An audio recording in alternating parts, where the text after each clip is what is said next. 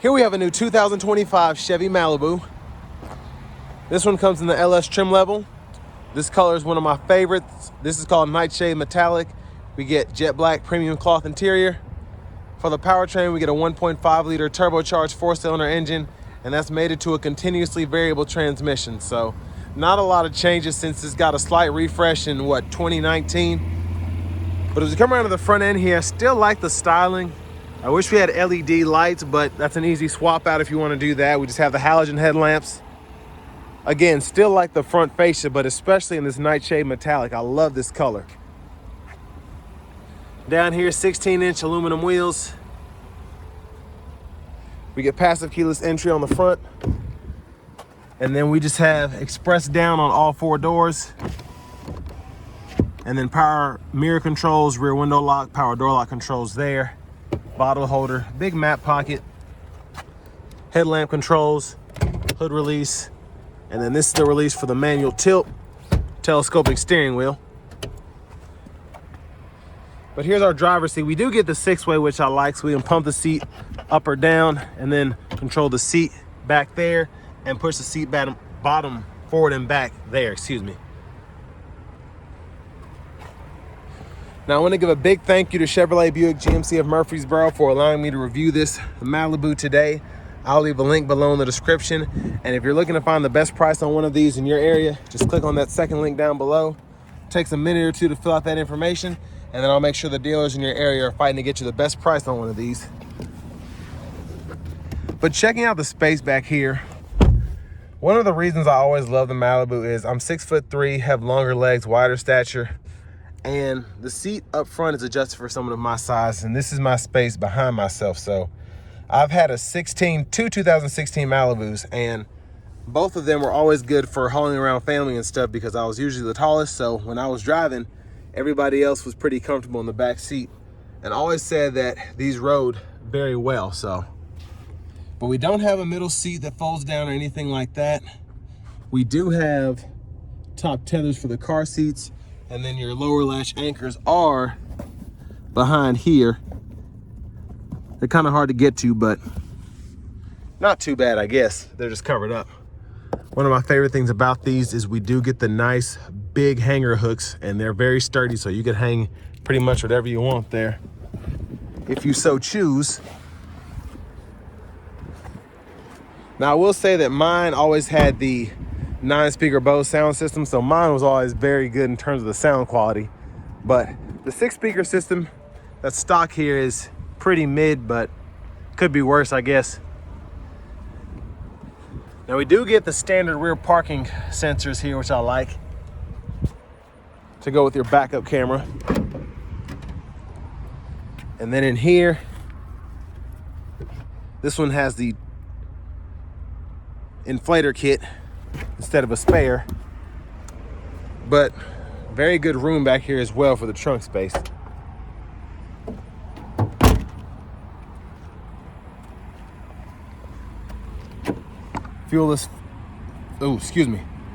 Capless fuel filler there. It's a tongue twister. It shouldn't have been, but it was. And then once you hit that latch, this will fold flat there.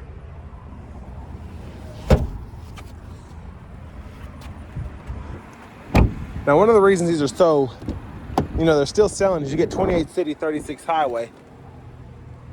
And the reliability in these I always found pretty good personally.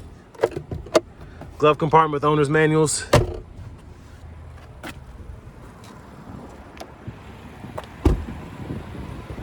And then as we come back around to the front,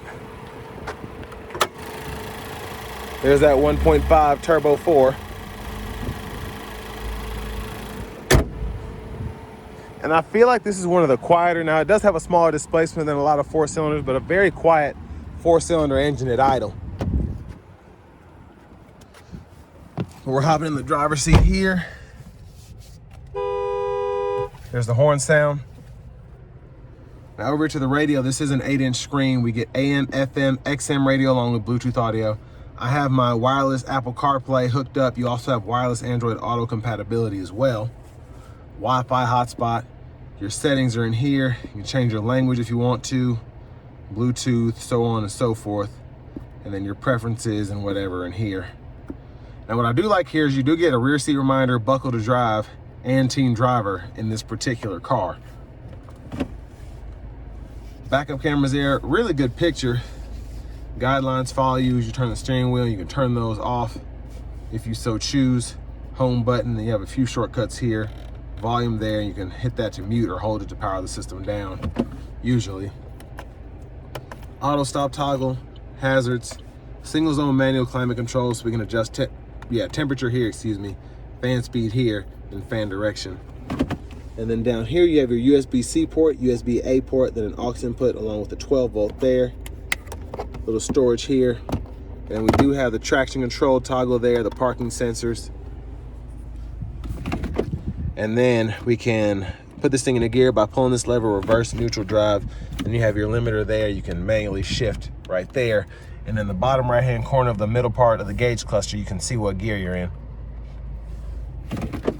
Electronic parking brake, pull up to engage, hit the brake, press down to disengage. Bottle holders are there. Another little storage pocket there for change. And then a pretty deep center console cubby space there. And there's a look at the back seat. OnStar's up here, LED dome lights. We have a vanity mirror, but no light there. And then to the steering wheel, blinkers, standard auto high beams, we can toggle those there. And then we do have our intermittent wipers, one time off, intermittent low high. We can adjust that intermittent frequency there, pull up here for the front wiper fluid. Now behind on the left side of the steering wheel, we can go through track list or radio station presets, and behind on the right side, we can toggle volume up and down there. Standard cruise, we can turn on or off, cancel. We can adjust the forward collision, gap adjust there, and then we can set the speed, lane keeping system, toggle that there, and then mute button, voice recognition. These four arrows and the check mark you can use to go through your gauge cluster there. And here in the vehicle settings, you have your battery voltage, tire pressure monitors, and then you can change your units of measurement from US to metric if you want to. Push button starts there. Finally, here is our key fob with remote start.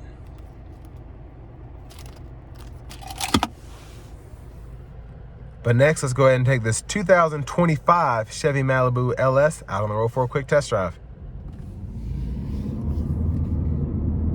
So starting the test drive in the Malibu LS here, I really miss when we had the more, I guess, premier trims of the Malibu. I had a Malibu Premier and I love that car. And this here, even though it's an LS, it's got a few features, having a wireless CarPlay and things of that nature, but it's missing so much for the sticker price, I feel, of $27,495. Now, I reviewed a new, a 2025 Camry Hybrid in the LE trim level, and I just felt like at $29,999 for that sticker price, it had a lot going for it. And this one's what, $2,500 cheaper, but I just feel like there were so many corners cut here. I really wish that they would make a hybrid powertrain for this like they did in like the 17, 18 model year, because that could really compete. Let's give it a pull here.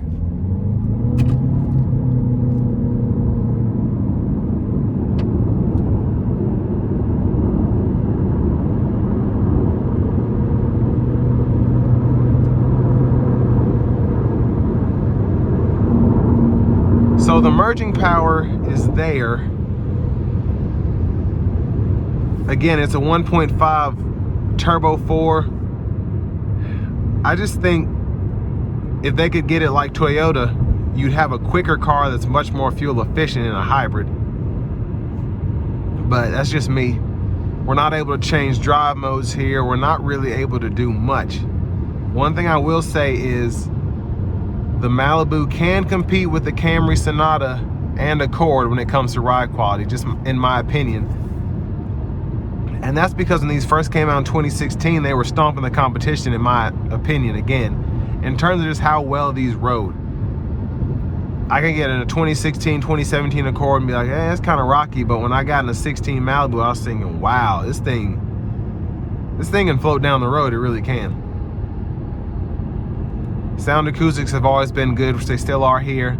And again, this car basically hasn't been touched in half a decade.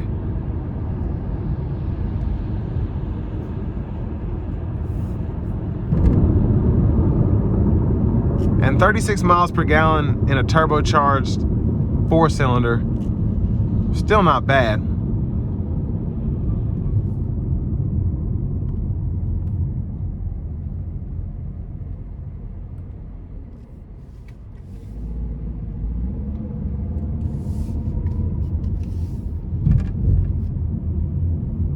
Now, compared to, again, the Sonata, the Accord, the Camry, not really a fair fight with the Malibu because this is considered more of a